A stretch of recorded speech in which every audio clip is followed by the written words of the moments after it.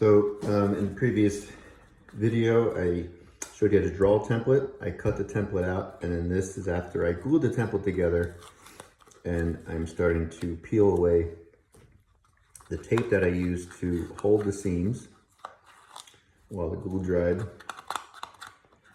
And I'm just gently pulling it off. Don't rip it off, you'll rip the paper.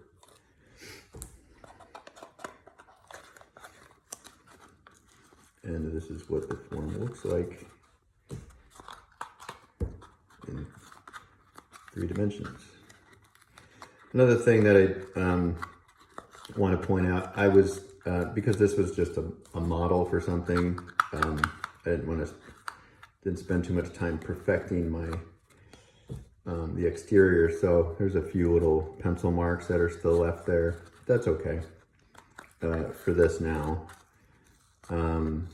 But I will look at craftsmanship and to see if the form is put together well. The seams are clean, seems to be parallel. The planes are parallel to one another, but that's basically what that is.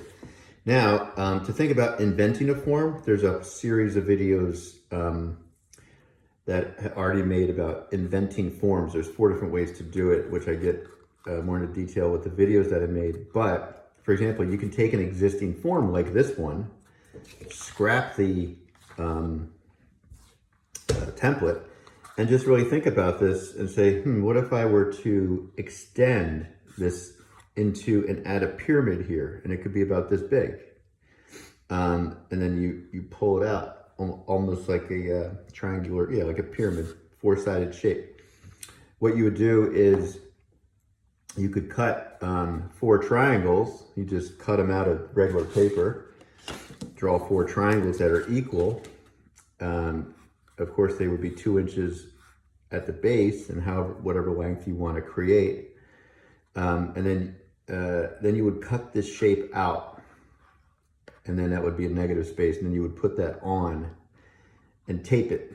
And then after that, you would slice it and open it back up, and that would reveal a completely different template. Not like this one, it would be a completely different template. And then that template, this is from another future video, but that template might look something like this when you take it apart. When you take it apart, you want to tape it so some of your pieces don't fall off. You want to label what seam goes with what seam, C and C, A and A. I just go through the alphabet, A, B, C, D, E, F, G.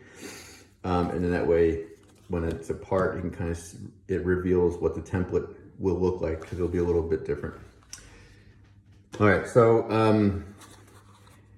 the objective for this part of the stage, you're going to make 3 of these forms from templates, and then you're going to invent 2 forms. And it could just be a deviation from an existing template form, an add-on, like an appendage you just add on, like I was talking about, or it could be subtracting off. And there's other ways of thinking about it too.